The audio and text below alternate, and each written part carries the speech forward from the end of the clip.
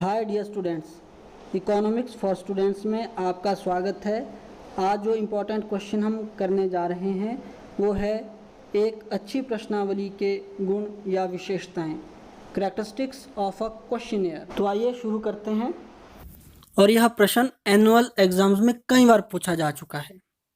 तो करते हैं अब एक अच्छी प्रश्नावली के गुण, और ये गुण आप स्वयं बताते चलेंगे। प्रश्नों की संख्या, प्रश्न कम पूछे जाने चाहिए या ज़्यादा? कम इसलिए कि अगर कम क्वेश्चंस होंगे तो जवाब देने में आसानी होगी, सुविधा होगी, बोर नहीं होंगे। तो पहला जो गुण है वो है प्रश्नों की कम संख्या। प्रश्नावली के प्रश्नों की संख्या अनुसंधान के क्षेत्र के अनुसार होनी चाहिए, परंतु जहां तक संभव हो इनकी संख्या कम से कम होनी चाहिए। अच्छा, प्रश्न कैसे होने चाहिए? सरल या जटिल? सरल, क्योंकि आसान प्रश्न होंगे तो उत्तर भी आसानी से मिल जाएगा, और प्रश्न कठिन होंगे तो फिर कतराएंगे, प्रश्नावली को अधूरी छोड़ देंगे। तो प्रश्नावली का दूसरा गुण है सरलता। प्रश्नों की भाषा सरल तथा स्पष्ट होनी चाहिए। प्रश्न छोटे होने चाहिए, प्रश्न लंबे तथा जटिल नहीं होने चाहिए। अगला गुण करेंगे हम कि प्रश्न कैसे होने चाहिए, उनका क्रम कैसा होना चाहिए। उचित क्रम में सिस्टमैटिक होने चाहिए कि हर कैसे पूछे जाने चाहिए। जैसे आपने ग्रेजुएशन की है तो आपका जवाब यदि हाँ होता है तो उसके बाद मैं आपसे पूछूं कि क्या आपने मैट्रिक की है, तो कोई तर्कसंगत प्रश्न तो नहीं हुआ, क्योंकि ग्रेजुएशन तो तभी होगी जब मैट्रिक की होगी। तो प्रश्नों का क्रम कैसा होना चाहिए? उचित। तो जो अगला गुण है एक अच्छी प्रश्नावली का वो है प्रश्नों का उचित क्रम।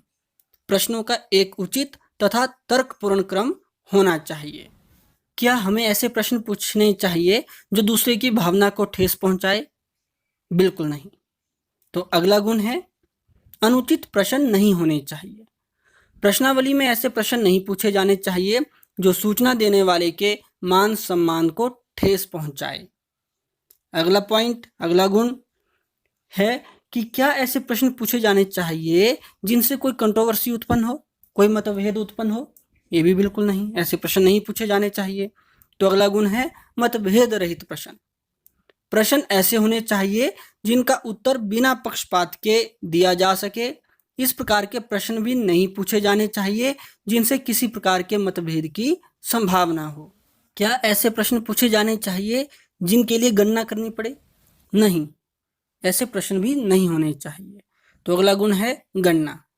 इस प्रकार के प्रश्न नहीं पूछे जाने चाहिए जिनमें उत्तर देने वाले को किसी प्रकार की गणना करनी पड़े।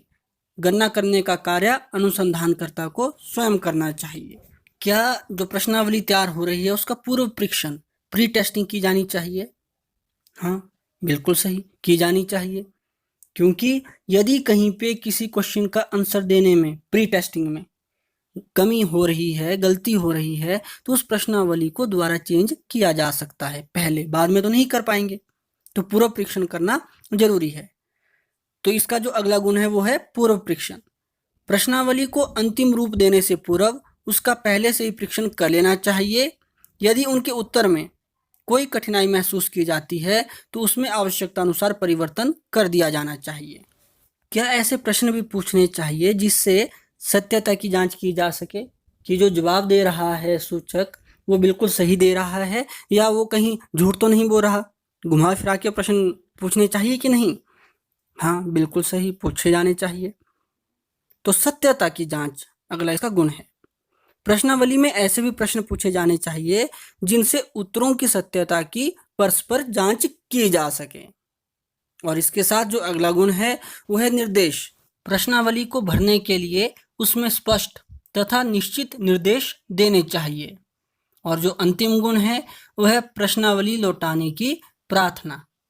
प्रश्नावली को भरकर वापस लौटाने की प्रार्थना की जानी चाहिए तथा यह भी विश्वास दिलाया जाना चाहिए कि सूचना गुप्त रखी जाएगी। तो ये था आज का इम्पोर्टेंट क्वेश्चन। अब मिलते हैं नेक्स्ट वीडियो में और इम्पोर्टेंट क्वेश्चंस के साथ। तब तक बाय।